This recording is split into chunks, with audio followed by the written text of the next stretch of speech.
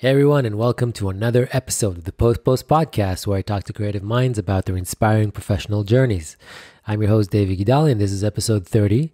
And in this episode, I'm talking to the author of The Filmmaker's Guide to Visual Effects, Eran Dinur. He's a visual effects supervisor, lives in New York. He's originally from Israel. Has a really interesting professional backstory. Visual effects is actually his second career. This book that he wrote is, I think, very valuable, especially for filmmakers who often do need some insight into the inner workings of a visual effects studio, basically the process of visual effects. And I think he did a great service to the visual effects community by writing this book. And he has a new book coming out as well about photorealism. This is a spoiler. I think it's a great conversation that we had. We talked about what made him come and write this book and his journey into visual effects in the first place, and just his attitude towards the industry and the future of the industry and the present during COVID and how it affects everything. Without further ado, I give you episode 30 of the Post Podcast.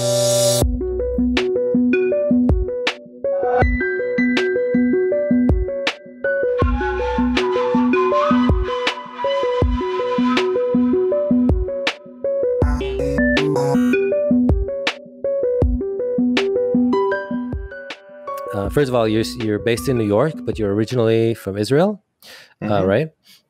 And visual effects is not your first career.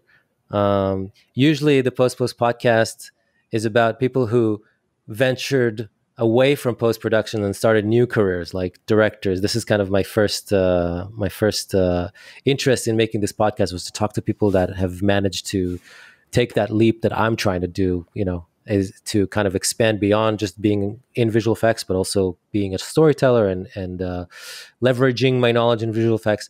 And you've kind of did a different journey where you started somewhere else completely. You had a career as a composer, a music composer for film, right? Yeah, I mean, I gotta say that when I was a little kid, around 5, I loved music already, but I was also drawing. I think pretty impressive drawings, and after that I lost it completely. I would never be able to draw the way I did at 5. So something in there, and I loved building things with Lego and stuff. So maybe there was some visual side back there that got buried underneath the audio or the musical side, which was my big love. So yeah, I became a musician. I studied as a classical musician and composer. I wrote music. I studied at Juilliard. Oh, wow. Back then, 2 years in the pre-college and 1 year in the college, and I went back to Israel to serve in the army. And in the army, I was in what we call in Hebrew Lakat Tzva'it, which is not an army band. It's an army rock group of sorts. And after that, I worked as a keyboard player, playing with different singers. And then I started writing for theater. And I got to mention, for people who don't know, Juilliard is one of the world's top music schools. What you described, Lakat Tzva'it in Israel, is really hard to get into. So you had a very you started off with a bang in a field that I think a lot of people it's a lot of people's dreams to just experience what you have. And if you joined the army, that means you were pretty young at the time, right? I guess 18 or a little older. Well, I was a little older because I had to postpone it because I was here. Right. I was 20 when I joined the army. But it sounds very easy when we say it like this. But of course, there's a lot of struggles on the way. One of them was when I joined the army, I had to switch from being a classical musician to being like a rock kind of musician. Pop musician, where you play more by ear and you improvise more. And it wasn't easy for me at the beginning at all. Got it. But at every step I learned something new, which I think this is kind of the main thing in my life, also going into visual effects. But I wasn't very happy being a keyboard player and playing on stage. And what I really enjoyed was writing music for theater. And that became the main career I had in Israel. And I wrote music for all of the major theaters in Israel. And also, even won prizes, the equivalent of the Tony here. Oh, wow. In Israel twice. it was a good career. So yeah, that makes the jump even more kind of strange. Like, Right. why would I want to leave a pretty successful career, and I could actually uh, make a living from music, which is not easy. Yeah. Not, not a lot of it, but I could make a decent living from writing music for theater. um, it's just I discovered 3D totally by accident. I was playing with my newly purchased computer, because I even started having computers pretty late in the game, when Right. I realized I could use them to produce music. And I just downloaded TrueSpace. I don't know if that used to be a 3D software. It doesn't exist anymore. Yeah. It's Pretty defunct old. now. Right. Yeah, and I just played with it, and it was mind-boggling for me. There's something of the Lego from my childhood came back, and like I can actually build stuff with it, and I can render out views, and that's how it started. It was just a hobby, and it Got went it. on side by side with the music, which was a profession. And I would sit in rehearsals, and on the side I had like a Learn Maya book. That was before online tutorials, so I Right. actually had to buy books. And I try to learn as much as I can. So I taught myself, Maya and 3D Studio Max and animation and rendering and texturing, everything. I And just wanted to swallow everything. did you do it just out of curiosity and sort of love for visual storytelling, or did you have like kind of a an eagerness to expand and to maybe work in a different field? Like where do you think that kind of motivation came from to dive into something new? You know how these things work. It started out as something that was just a lot of fun. Hmm. And it was fascinating. And I think what I love the most is the ability to recreate things that do not exist and make them look real. I think that kind of synthesis of reality was also something I was dealing with a lot in music, because I was using a lot of samples and sample players and synthesizers to create orchestral music for theater or other things. So I enjoyed like I can make a violin sound almost like a real violin kind of thing. And I think Right. it switched over to the visual side. And at some point, I started playing with a program called Vue that still exists. Right. It's been there for a while, that specializes in creating landscapes.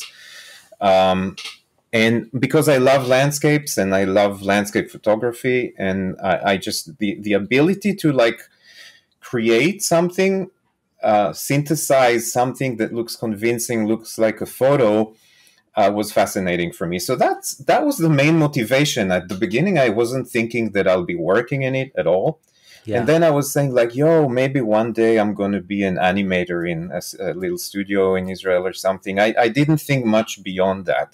I Right. certainly didn't think that one day I'll be working, on Hollywood movies, and with there. It wasn't even there, and I wasn't specifically interested in visual effects at that point. I was just interested in creating stuff in Right. CG. Creating worlds. I think I remember, I mean, I had the same start when the first thing I think I did in 3D was like a photorealistic kitchen, which was Yeah, not photorealistic. It was supposed to be photorealistic, but it was but not. you thought it was I photoreal. thought at the time. Look, uh, photorealism grows with us as we right. learn this stuff. You know, Exactly. then you look Uh, back at what you did, and you're like, oh no, I that's know. Yeah. At first, you're excited that you have like shadows that may that right. it draws shadows automatically, and it has shows like a sense of depth, and I think a big part of what drew me into it was seeing uh, at the time seeing what was done professionally around the world. So I think there was a computer game. There's a bunch of computer games at the time. I'm talking about late '90s uh, that started using 3D. It was pre-rendered 3D. It wasn't even real time like they do today. Right. Um, and they started using pre-rendered 3D to kind of build worlds and all that. And I just remember being inspired by those worlds, and especially because I had access to them. Because a game you can just load into the computer and watch it over and over again. Um, and Did you also have some kind of work of a certain work that inspired you at the time to sort of dive into it? And Well, game is one thing. Look, I played very few games in my life. I'm not a gamer. What I loved was Myst, and I think you know, if you a lot of artists, a lot of 3D artists had Myst as their kind of early Myst, inspiration. Yeah, and the third, I think it was the third installation was Myst Riven, I think. right. And then I think they did it mostly in what was then Softimage, which doesn't exist anymore. But I think that just blew me away. Like when I played that game, it just, and it was, even if you look at it now, it looks very impressive. Right.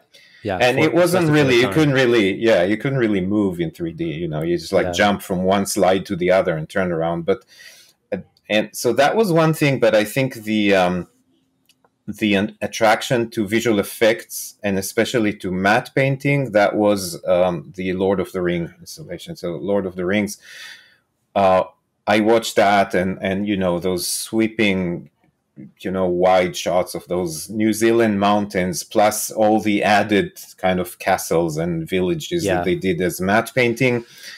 To me, that was just, then I knew that one day I would want to do something like that. I think. It started. Yeah, games was there, but I think these types of movies really. And I'm curious, when you were kind of diving into it and seeing how complicated it was. You know, I remember myself. I was 16 or 17 when I started playing with it.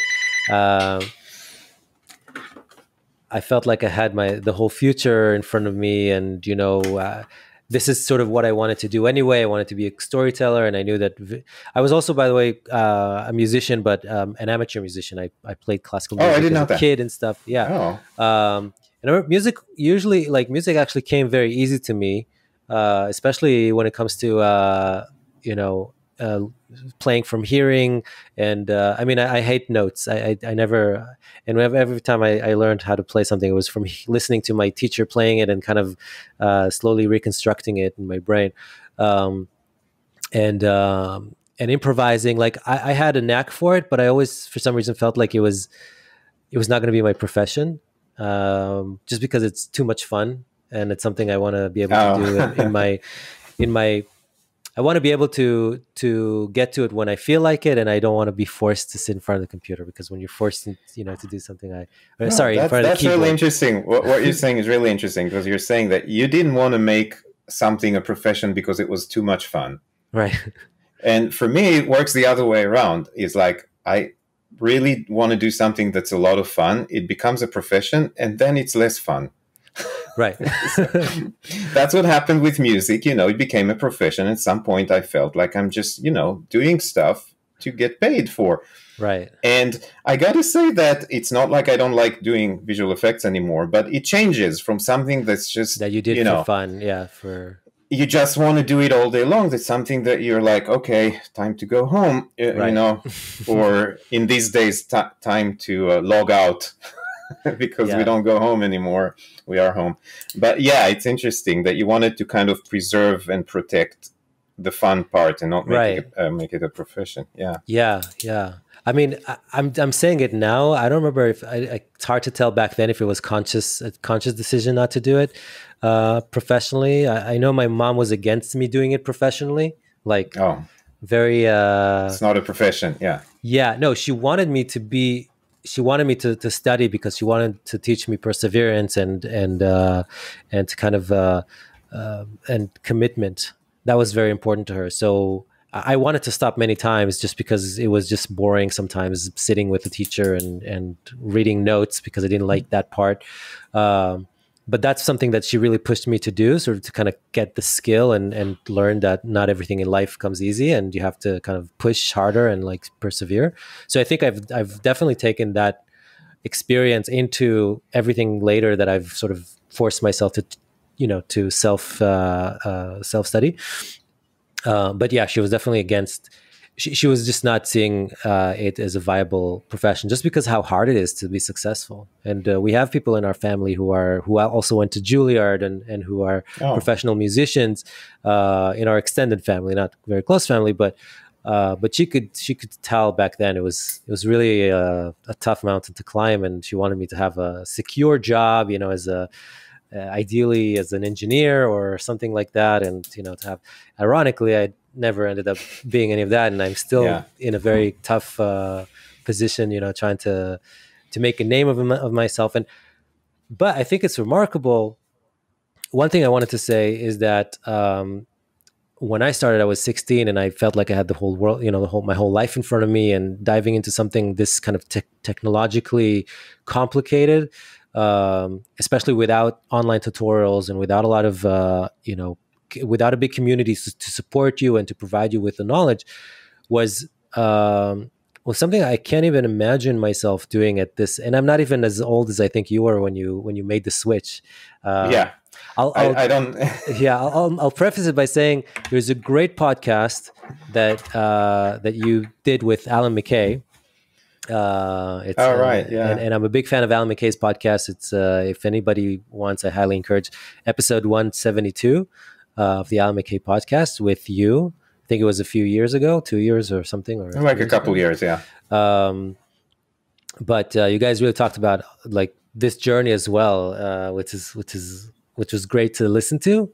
So, I mean, but obviously we're talking about here again. So,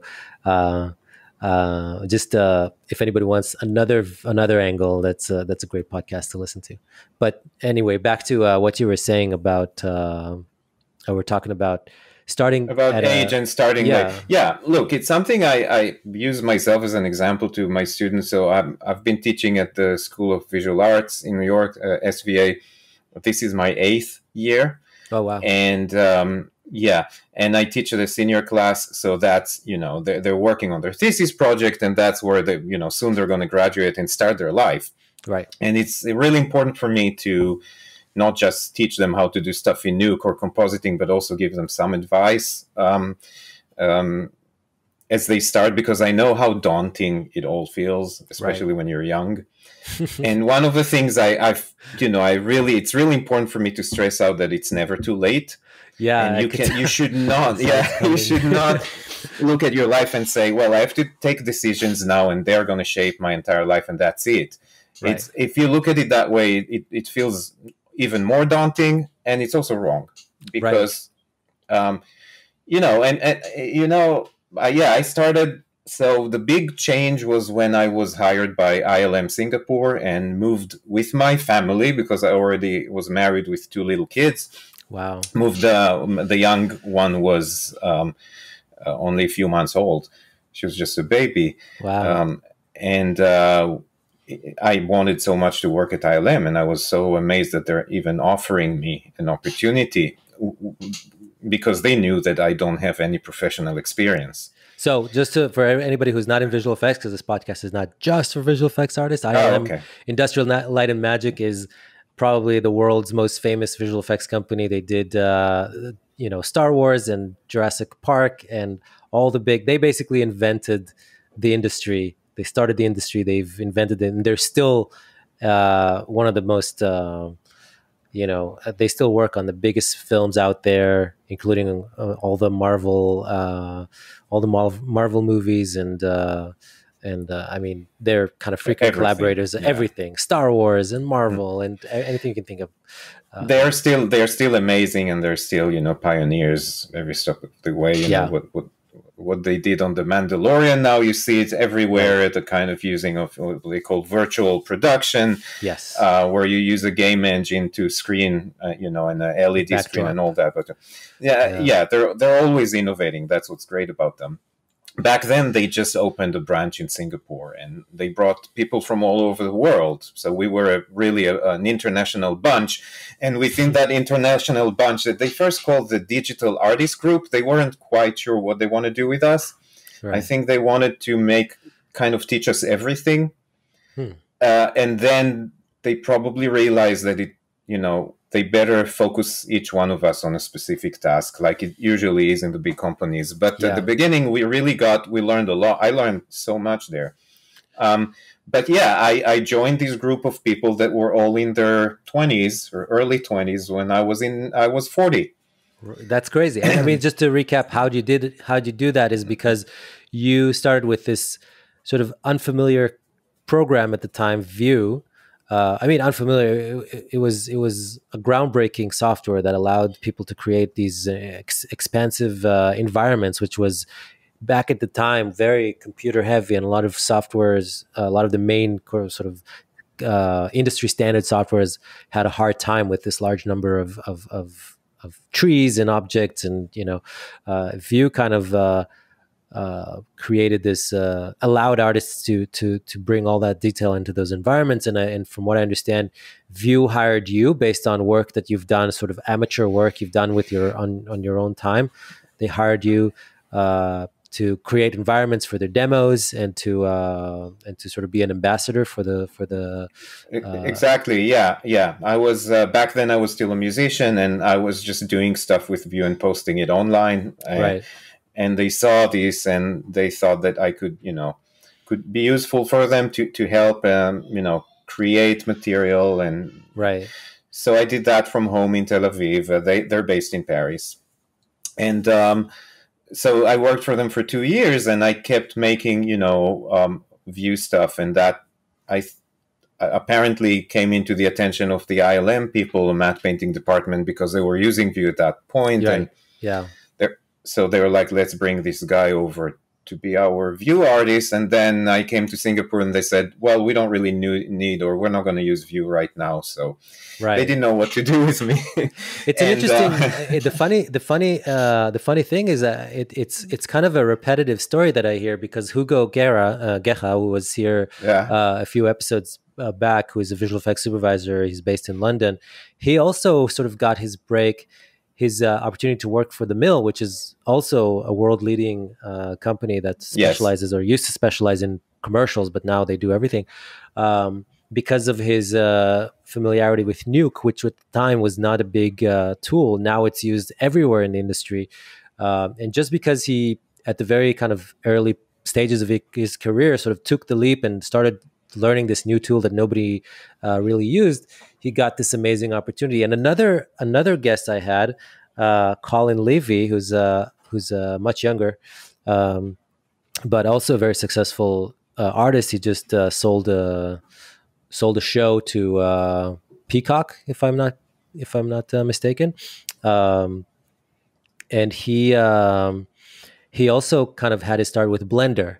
So Blender is also this sort of open source 3D software that is all free, and people used in the professional world. People used to mock this software. Not anymore. Not anymore, right? Because they're starting using it now professionally. And he also got his first sort of big job offer by Blender, by the manufacturers of Blender, just like you did with Vue, to come in and help them create content using Blender. And the next thing he got was an offer to work for Pixar. So, wow. Which is also it's phenomenal, but I think it's a great takeaway. Yeah, I think it's a good jumping board if if there's some new software technology or procedure that you kind of you do stuff with it, and you become sort of a leading person, at least for a while, right, in that area, which gives you an edge, because a lot of people ask these questions, like I'm going into an industry that has all these people, and all of them are talented, and I'm a compositor, or I'm a texture artist. Like, what are my chances to get accepted here or there, get this job, or even be noticed when there's so many others? It's not easy. Now, to me, it was all unintentional. I wasn't really thinking ahead of this is my plan, is to be this and that, everything kind of just happened. But you can, but I think what helped me, I mean, there is of course a little bit of a luck factor in there, but really what helped is the fact that for that moment, Vue was something new and innovative, right? And I was kind of at the leading edge of it on online, on the internet. I was doing stuff with it that people noticed. And what do you attribute to that? Because at the time, I mean, it was a different world. Now it feels like there's so much stuff online. It's really hard to get noticed. What did you do that made Vue notice you at the time? I think that I just, by chance, the place I was posting to, they were looking at it. So there was a place, I think it still exists, called Renderosity. Okay, yeah, I think I've remembered. It may still be there. It was just an amateur website, and most of the few users were amateurs, and they posted their stuff, and people would comment just like any other online, forum.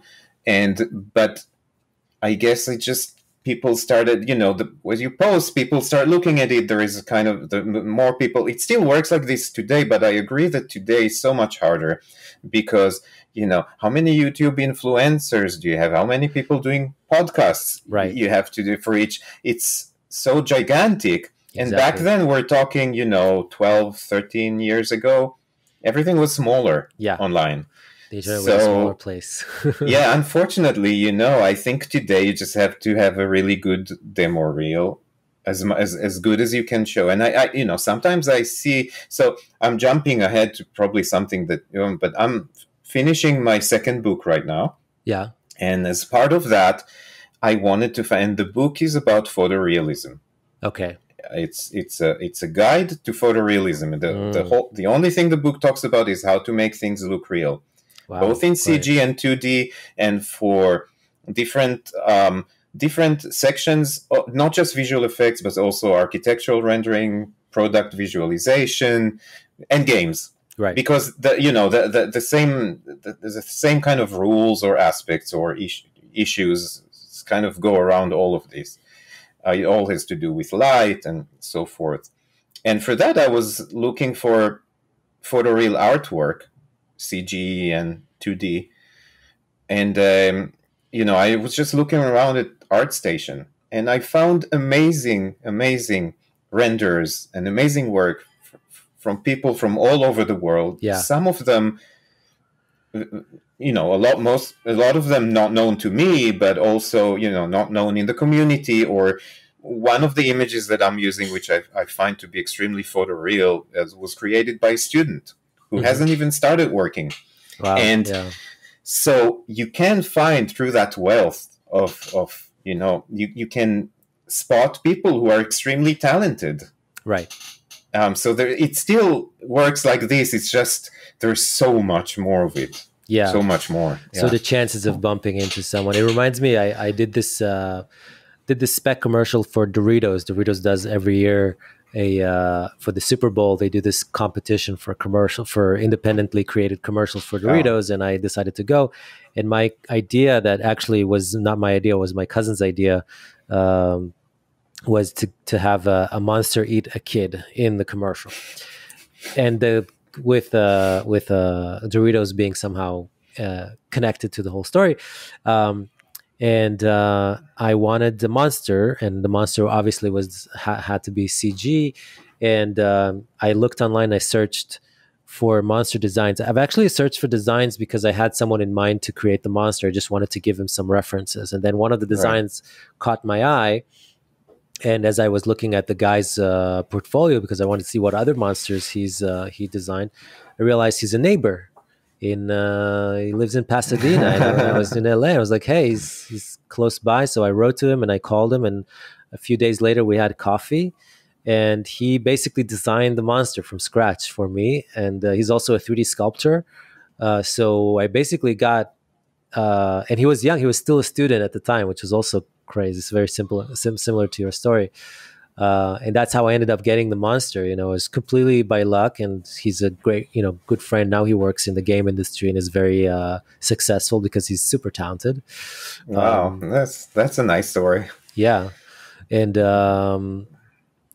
yeah. So like you're saying, I mean, I totally hear you. Those examples are everywhere but it really takes a lot to just dive through the. Sometimes when I watch all those artists, especially now I'm watching on LinkedIn, I got, for some reason our algorithm keeps throwing these like work samples into my feed. Yeah. It's never ending. It is almost depressing how much art and talent is there out there, knowing that it's so hard for people to break through but it is in every type of art. Like if you're a musician now, I mean, just 10 years ago, there were people making CDs, and you release an album and it's something physical. And most people who want to succeed have to be attached to a company or, an agency. And And now I mean, there's so much music around. There's so much that I think if you're a musician and you're just starting and you have a band, like, what's the point? Exactly. Like, it's very discouraging. Right. There's just so much of it that we didn't even know exists just 10 years ago, because you didn't have a way of knowing it exists. It existed somewhere, but yeah. Yeah, I mean, it's everything. Also, you look at all this software, and it's all the same now. Maya is doing the same as Max, which is doing kind of the same as Houdini or Cinema 4D. So you have all this wealth of tools, right? So much of it, and you have to decide what you're going to focus on, and the whole, that kind of wealth of everything and visual effects. I mean, you see, I don't know, a big Hollywood movie, The Avengers or something, and you wait for the credits at the end, and it's a list of thousands, yeah, crazy, over 1,000 people. Yeah, and it's kind of mind-boggling. So, where are those? Where is me inside all that? Right. My own creativity, my ingenuity. I'm not talking about myself. I'm talking about in general. For every person. Am I just a little bolt in this, giant factory machine? Or is there still place for what I can bring? Exactly, and you are a visual effects supervisor. We'll jump to that in a second, but so you have an interesting vantage point to that, because you oversee people who are each super talented, and I'm sure have the same question that they're asking themselves from time to time about their place in the machine. And yes, I mean, I was lucky enough to work in these past 10 years as a visual effects supervisor in New York. Was part of a relatively small company called Brainstorm Digital, right? That was, specializes in features, which is kind of unusual in New York. There's not a lot of, New York is mostly commercials and design, and there's a lot of shooting, or before the pandemic, there was a lot going on in New York, because it's obviously a city that you want to shoot movies in, and also there's tax incentives. So there is work we had, and I was lucky enough to work on some really good movies, not all of them, of course, and to collaborate with great directors and cinematographers. And in terms of the artist, I always worked with a relatively small group of people that I knew very well, which is an advantage. So we have our core group of artists who are not only talented but amazing people, and I know them personally, and that in a way it makes the work more enjoyable, right? Because you're not just dealing with input output, getting versions from anonymous artists that you've never met. You don't even know how they look and what they do, and you just. So as a supervisor, it's not just looking at shots. I mean, that's the main part of the work, is looking at shots and giving notes and deciding when they look good enough to send to the client, and being on the set and dealing with the director. But it's also talking to the artists and working with them, together in a small, more intimate environment. And what was your first project as a visual effects supervisor, like working with a director and sort of? So I was the compositing supervisor at Brainstorm when the previous supervisor left, and I immediately jumped into the job, and we were working on Boardwalk Empire that time, season 2. So I had to jump straight into the lion's den, so to say. It wasn't some little production or some some indie movie that no one will hear. It was HBO's, at that point, it was HBO's flagship series. What was it like to step on set? This machine, well-oiled machine of people who know all the terminologies and have been there so many times. Well, I was first of all, I was lucky because there was the production supervisor.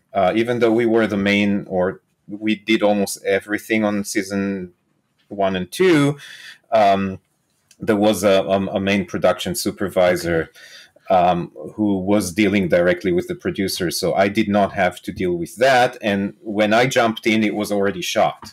Oh, I see. Okay. So I was not on set for this, but as soon as we finished this, my first on-set experience was a movie called The Immigrant, James Gray movie. Okay. A beautiful one that was shot in New York City in the winter. It was cold. And that's where that was my first actual on-set experience. And yeah, I've got to say that I got into the on-set part from the other side, from the visual effects CG, from the what we call on the box side, from someone who does a. And so my challenge was to learn all the terminology, like you mentioned, on the set, to talk the language of the filmmakers, and also because it's a different language. To understand where the lines, are drawn between one department and a different department, and who's in charge of one thing and who's in charge of another, and you're not allowed to touch anything that the gaffer put down, or exactly. It's like stepping into a completely different country now that is ruled by some really weird dictator, where there is a very strict hierarchy and there's very strict rules, and God forbid you do something that's not by the rule, and you just came from your own country. And definitely I had a lot of problems at the beginning, realizing you have to tiptoe around. It's an art by itself. Right. There's a head of department. Me as a head of department of the visual have to deal with other heads of department. There is a lot of pride in movie making that I don't see that much in the actual post-production visual effects. The pride of every, like the sound, the head of the sound department. They pride themselves on what they do. They would do it the best they can. I mean, everyone does, but there is something about this pride and the union, and I do it my way, and you don't overstep your boundaries, that you have to learn. That's part of it. And working with the camera department and the DP, which is most of the work. So people ask me like, oh, you worked on the trial of the Chicago 7. So, well, did you get to talk to the actors and all? And no, I don't talk to the actors. It's not part of my job. Maybe if I was a hairdresser, or wardrobe or makeup, I talk to the director, to the assistant director, and mainly to the DP. Right. That is the person I have to work with, and that is the person that will define what kind of experience me as a VFX supervisor will have on the set. I'm just adjusting. And there's of course a different variety of, and I think maybe one of the things that I see is being so lucky to be working with amazing cinematographers like Vittorio Storaro or Bruno Del Bonel or Darius Conji. These are the amazing, top cinematographers, and it's you have to establish a relationship with them, which is not always easy, because these are people who are not only at the top of the game, but there is a lot of pride of being a cinematographer, and you have to understand their language, and you also have to represent your side, which is the VFX side. So and guard your back, make sure you're not shooting yourself into corners, and sometimes you have to. And what I realized is that the cinematographers that work the best with visual effects are those who listen and care about the visual effects. Not all do. Some are afraid of visual effects, or they feel like it's interfering in their work. I've worked with, I'm not going to say names, but I had these experiences too. Cinematographers who would rather not have you around. You come there to stick this ugly green screen and mess up everything, their lighting, their spill, everything, know. And they're the cinematographers who understand that you are now part of their shot. Right. You and the artists who are going to do it, you are part of the shot, and they have to, work with you, because eventually their shot depends on what you will be doing. So what do you think about the fact, or what do cinematographers you work with think about the fact that it's a little bit like, losing control over their canvas, because they're the first ones to throw paint on this canvas, which is whatever they shoot on the day, and then you're gonna extend the background, or add a star in the sky, or something that they would, in a perfect world, would be able to control themselves as they're shooting.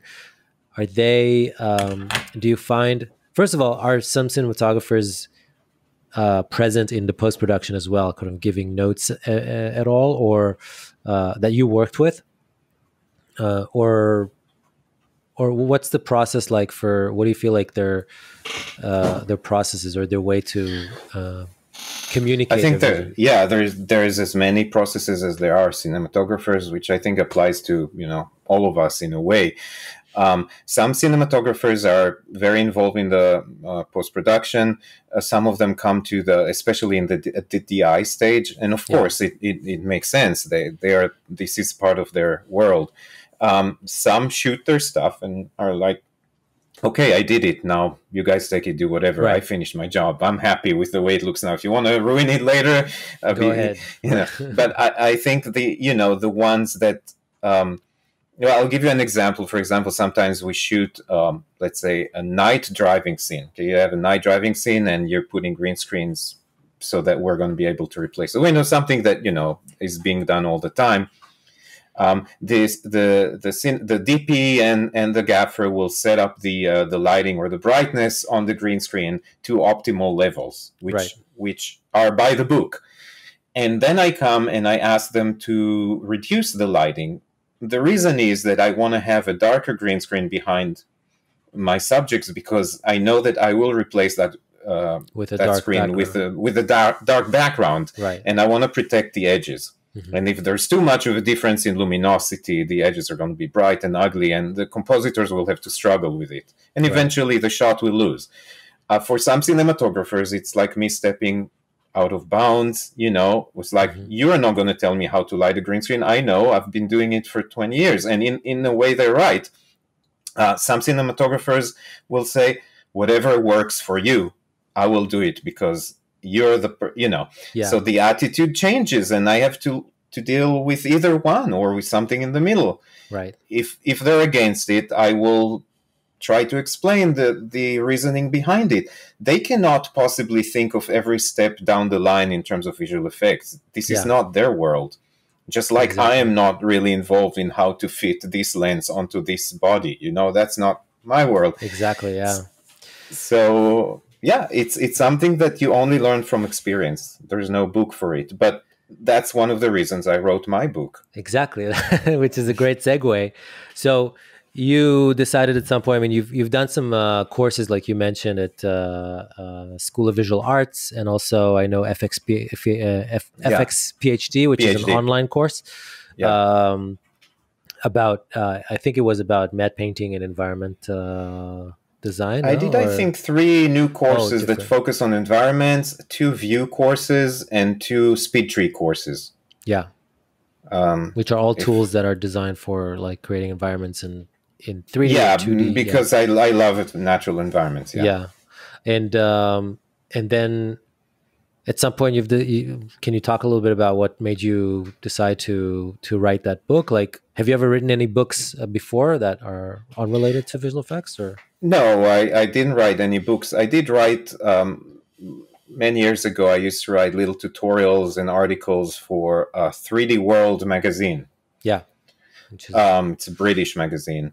Mm-hmm. I would do usually view tutorials when I was, or, I wrote some software reviews as far as I remember, but these are very, 2-page pieces. No, I didn't write any book.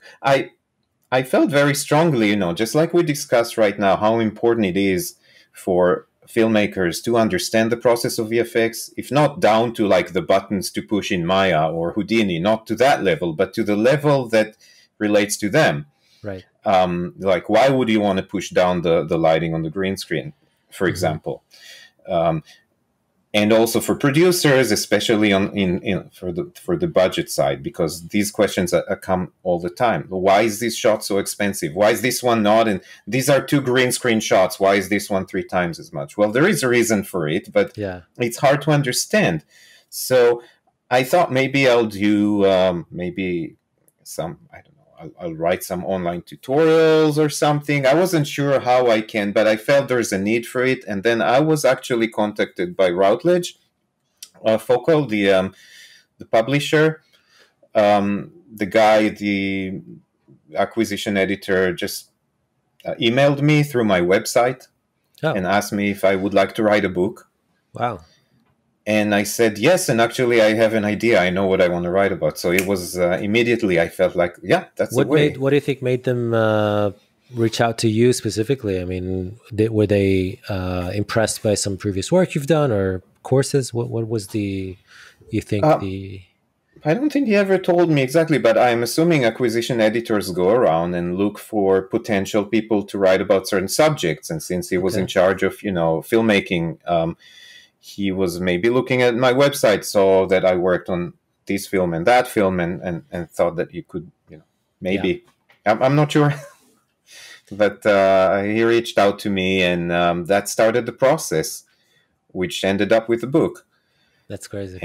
And the book was much easier for me to write than the one I'm working on, or I just finished working on now, because it always was already all there. Mm-hmm. Like I knew what I want to say.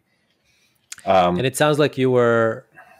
I mean, I've written a small article, not anywhere close to scope of your book, about giving notes, about ways to give notes on visual effects effectively, which was well received. I mean, FX PhD actually took the article and republished it on their website at some point with my permission,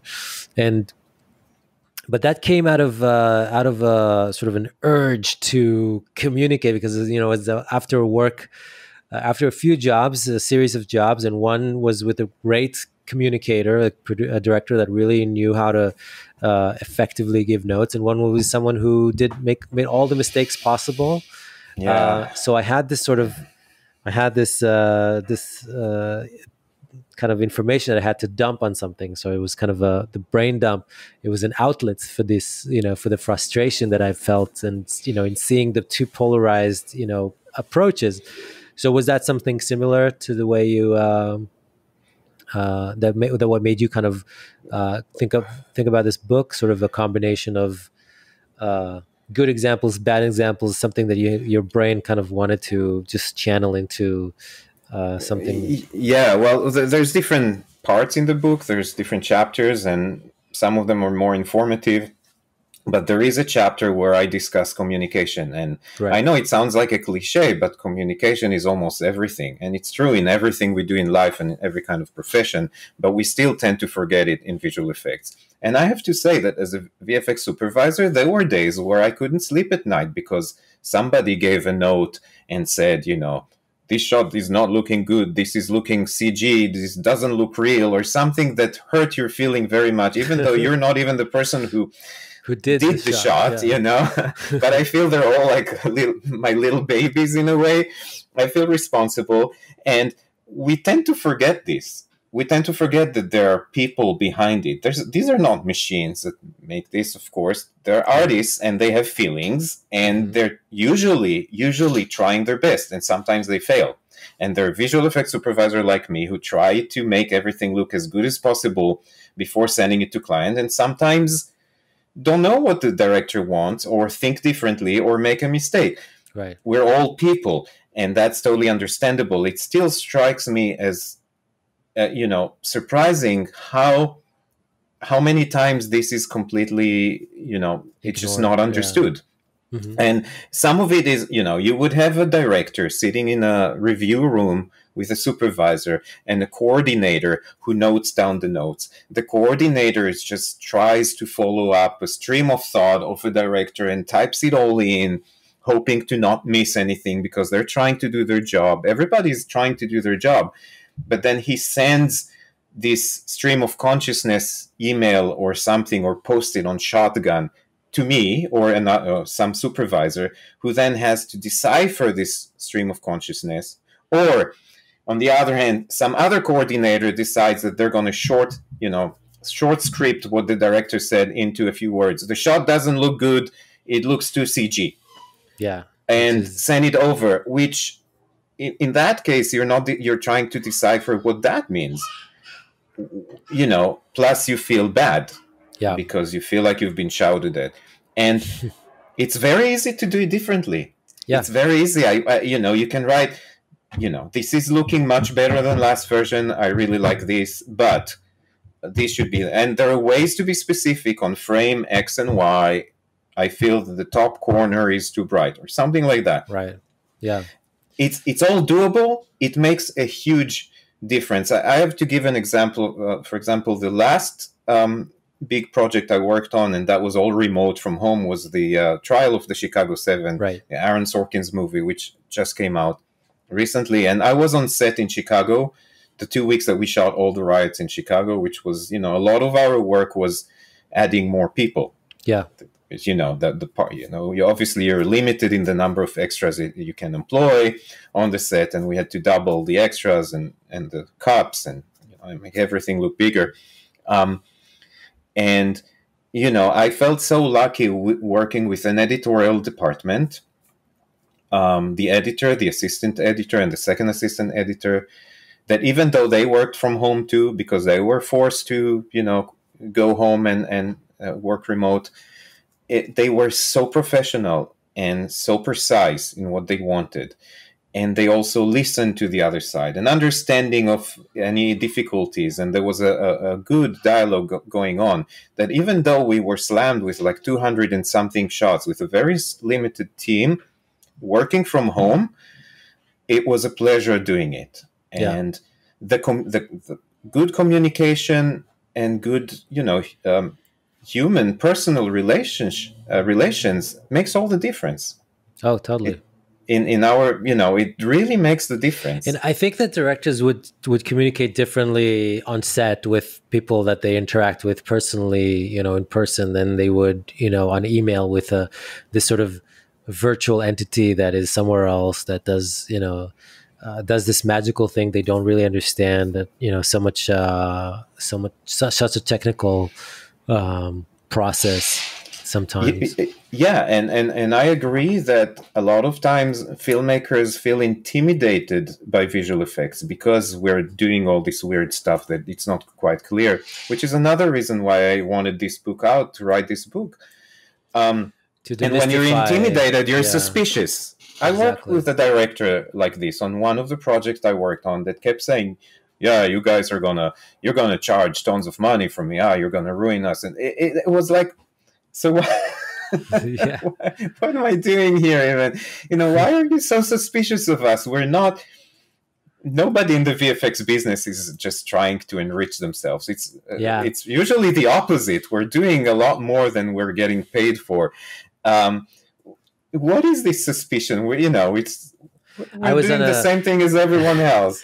I was on a PGA, Producers Guild of America, panel a few weeks ago about visual effects in the time of COVID and how to use visual effects to help. And I had other people on the panel were way, way, way out of my league. I had ILM, a head of production at ILM, and this woman, I forget her name, but like a dream to work with, and people from the biggest studios, and me, for some reason. I don't know why, how I got in there. But one thing I added constantly to the discussion was noting that a lot of the producers listening to this panel are producers who might, this might be the first time of them working with visual effects, because they don't do visual effects heavy films. Every film now has visual effects, but some of the producers listening to the podcast might not have had the panel might not have had the opportunity to work with big visual effects companies. Of course, now with COVID, if you need to do certain things, you're relying on visual effects to do now are much more complicated than the bread and butter that independent films have to deal with on a daily basis. And my main contribution was to just kind of ease the tension. I mean, it was a silent audience, of course. It was a Zoom panel, but I kept saying, look, just first and foremost, we're your friends. We're there to help. We're filmmakers just like you. We want the best for the film. Where a lot of times bringing us on set is not necessarily going to cost you more money. On the contrary, it's going to save you money. And any opportunity we have to lower the cost, to simplify, to get stuff on camera that you might have thought has to be a visual effects, we will urge you to do that, to save, because we don't want to spend our time doing something that could have easily been done practically on set. Just what for? It's not like we're enjoying, doing work that is unnecessary. We want our work to matter. We want to be there when you need us, not to, just yeah. I think that it wasn't like always like this. I think you mentioned ILM doing Jurassic Park. I think things were very intimate back then. Right. The teams were smaller. The work was smaller. There was a lot more of intimacy in terms of relationship between the filmmakers and the visual effects. I think, the big VFX movies of the past 5-6 years really changed that. I mean, think of it. We are, like I said, an Avengers movie would employ up to 2,000 different artists, maybe more. I don't count. Yeah, it's crazy. Maybe 12, 13, 15 different companies all over the world. All of them have VFX supervisor and like huge hierarchy of like. And imagine on set, you have one guy holding the boom. Imagine you would have, 1,500 or 2,000 boom guys on the set. Right. That would be mind-boggling. It's how you even deal with it. So because it becomes such a giant kind of enterprise, you're starting to treat it like a factory. Yeah. Like building a 747, you have all these entities and everything has to be coordinated, and you have to do it because otherwise it's going to be a mess. Right.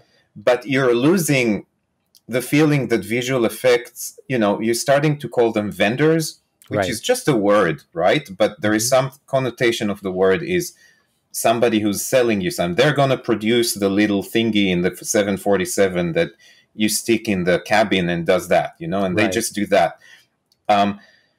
And it's affecting how we think. When we call things a certain way, it's affecting how we think. So say, oh, there's this vendor who's doing the rotos for that stuff. They haven't delivered on time. So everything becomes like about delivery. And I'm not saying it's not important because you're paying money, you have a budget, you have to make a movie. But we have to find ways to recommunicate the artistic side and recommunicate the fact that we visual effects people are part of the filmmakers community and part of the team that makes a movie. Yeah. And totally. Actually now we're very important. Some movies, as everybody likes to show those, if that movie didn't have visual effects, this is what it's going to look like, and show all the green screen shots. And it's fun because people don't realize that. Yeah. But we become a crucial part of filmmaking. But on the other hand, we're becoming more and more industrialized. So when you say industrialized and magic now, it suddenly sounds something else. There's less magic and more industry. Right. But it's, I sound a little, I don't know, pessimistic or blue. That's not the intention. I think it's important, if every step of the way, the coordinator who passes on the notes from this entity to that entity remembers that there's people on the other side, not some kind of amorphic vendor entity, then the whole work is going to be better. Right. For sure. And let me ask you something related to the book. So once you've published a book, or they've published a book, were you at all involved in the marketing and the sort of distribution and helping the book find its wings and find its audience, or was it sort of something that was done by the publisher and what was your takeaway from the book? What do you feel like the book contributed to you once it was out, when it was out in the world? Well, I never wrote this book to make money. Obviously, this type of books, which are called, textbooks, are not, they don't sell like a novel, like a successful novel. But, right. It's still doing very well. It's doing very well. Like, I get the reports every 6 months, and I can see the rankings on Amazon, which is a sort of an indication, not accurate, but right. An indication.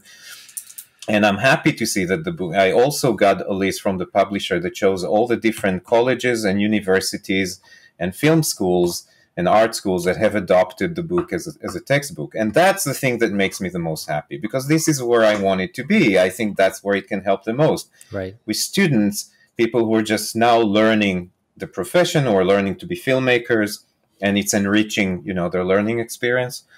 As far as look, the publisher does some marketing, but they are a big publisher and they have, hundreds and hundreds of books. So I felt like I need to do my own with my very limited means. I'm not really an internet personality. I don't get along with social media very well. I'm not very social. So online, let's say it this way. And that. Yeah, well, but I did my best to try and let people know about it as much as I could. I'm happy with how it went. That's the main indication, to see what 3-4 years after it was published, that it still sells and people read it. It's makes me very happy. That's that's why I wrote another book. It empowered me to go through this process again. I know, which is probably not an easy process. I mean, I remember in the other podcast you mentioned you hardly had time for it. You had to do it while traveling, because that was the only time that you had dead time on your hand between shoots, between days where we weren't supposed to be on set and things like that. Yeah, and here I was behind schedule, and I know it sounds horrible, but what saved me was the pandemic, because suddenly I had a lot of time. Right. The things went very slow. The entire film industry just stopped. And within that whole configuration, I suddenly realized that I have a lot more free time, and I can devote it to finishing the book, which was behind. Yeah. And the book is harder because it goes much deeper, and it's geared towards artists rather than filmmakers. So our CG and 2D artists that much deeper. And it goes a little bit into even the physical behavior of light and the new CG tools that we have now, and I won't go into details because I know how familiar the listeners are with that. But it's a very interesting, fascinating subject. I was always fascinated by photorealism and the synthesis of reality with artificial means. Mm-hmm. So I'm trying to hit on this subject from very different perspectives. And so the book is bigger, longer, has more detail in it. I think it's going to be a very interesting read, but it was a much longer process to get it all done, as I felt like I have to learn a lot more. And what do you think of the medium, books versus... Yeah, I was reading your book, and I have it here, and sometimes I would take a look at the pictures. It'd be like, and then I looked at your website, and a lot of the samples that are here, printed on the book, the samples from Wolf of Wall Street and Boardwalk Empire and things like that are there in your website, moving, with all in all their glory, and you could really dive into them. Have you ever felt like this book needed some kind of digital companion, or a sort of if this book had some hyperlinks that takes you to the actual clips? Definitely for this book, well, maybe it's a bit too late, but this is something I'm very seriously planning for the next book, since it needs that even more. Yeah. One of the things, for example, even a simple aspect that you see, a very interesting artwork in the book, but the image is small because it's in a book and you can't zoom in. Mm-hmm. Just to have the ability to look at it and zoom in and look at detail, I think is really needed. So I am planning, and I hope this will work out, to this time accompany the book with a website. And I'm even hoping that this website will give stage to more photoreal work or techniques from other people. Right. Not just As me. You go along, right. Yeah. I'm gonna get that book for sure. I can tell you that. Thank you. And what about reactions to the first book? Have you gotten? I'm sure people contacted you just like I have, based on reading the book or being aware of it. Was there any interesting stories? Any surprising reactions you can share?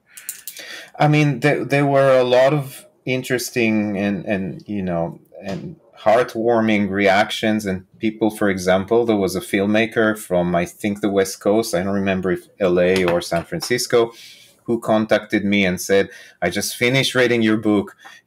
I'm just working on a movie that I'm producing by myself. And I'm thinking, the visual effects, I wanted to talk to you about it more, to ask questions. And she said, just reading the book opened my mind to the possibilities of using visual effects for stuff that I didn't think I'll be able to solve issues that I didn't know how to solve. Yeah. Thing about the movie. And I think that's one of the things, that's one of the reactions I get from quite a few people who contact me because of the book, that they realize that visual effects nowadays is certainly not something just for Avengers or sci-fi movies or Star Wars. It's definitely a tool, a filmmaking tool, just like editing and sound and color, that you can use to help you, create what you're imagining to create your movie. And even if you're on a very low budget, visual effects is not something, you don't have to hire Weta to do the work. Right. And there are ways to do things that can, like you mentioned before, can save you a lot of money or help you create a sort of a vision.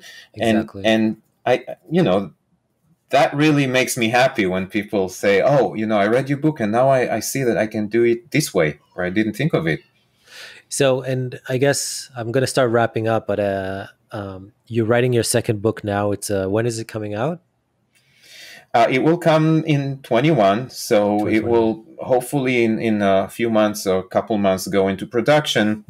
Then there's a process, the production process until the book actually comes out. I don't have a definite date. That depends on the publisher. But yeah, it was always slated to come out this year. 21. I'm curious because you've had this career as a storyteller. You were using sound to create, to tell stories and to help creators, tell their story.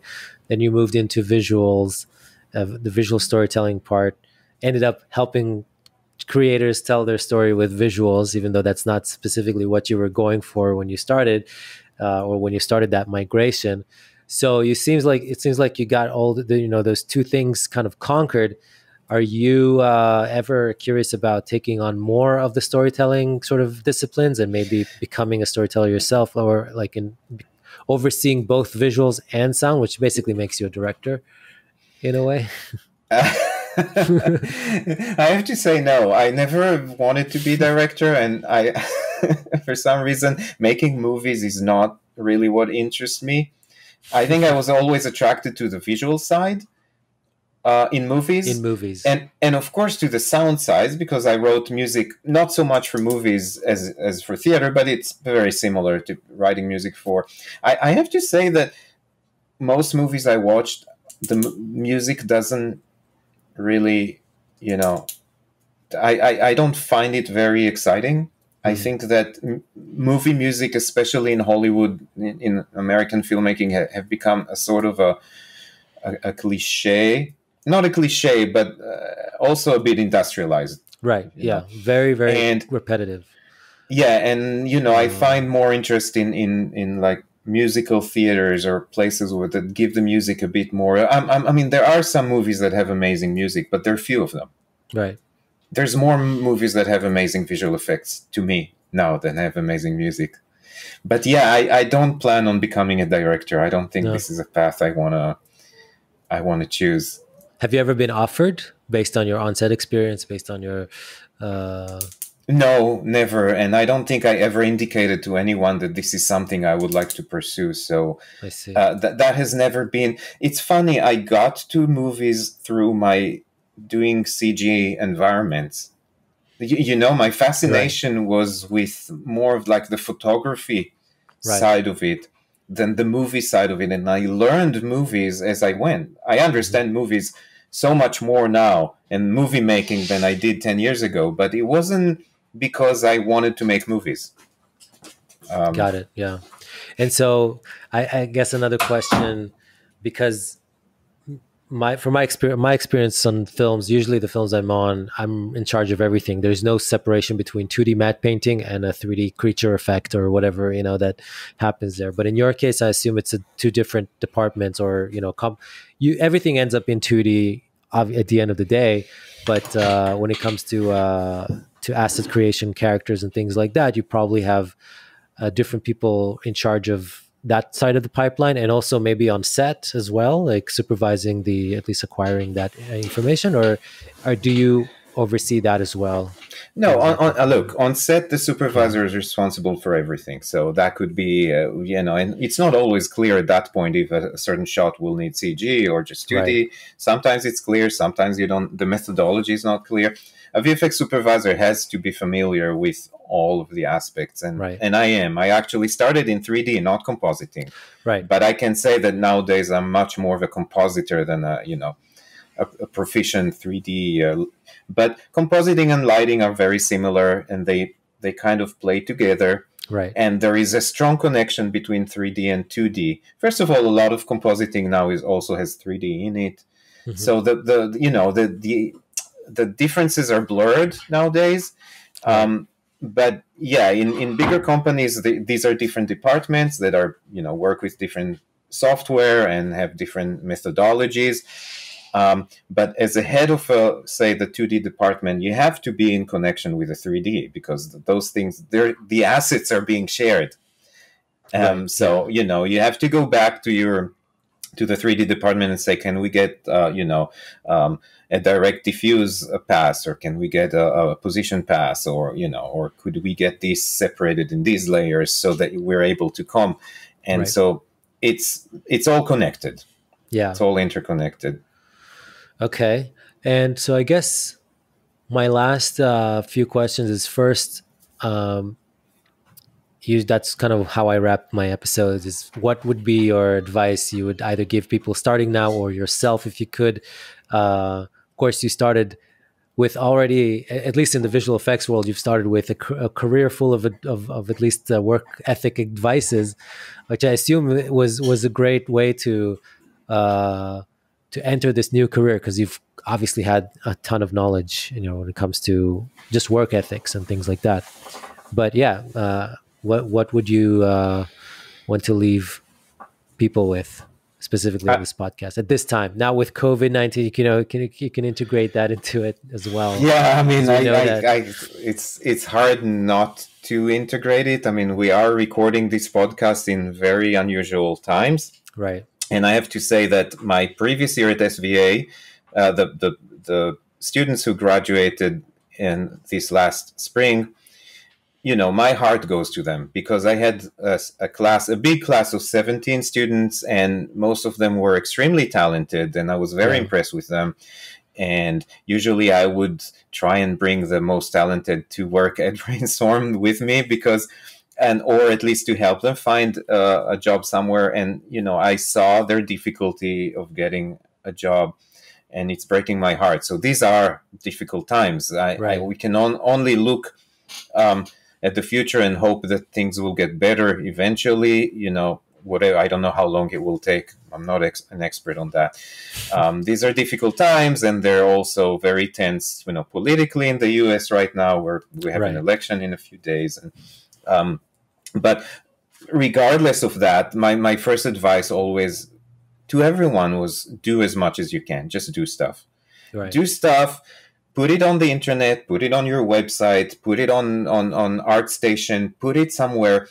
You don't know. You never know what will someday get to someone.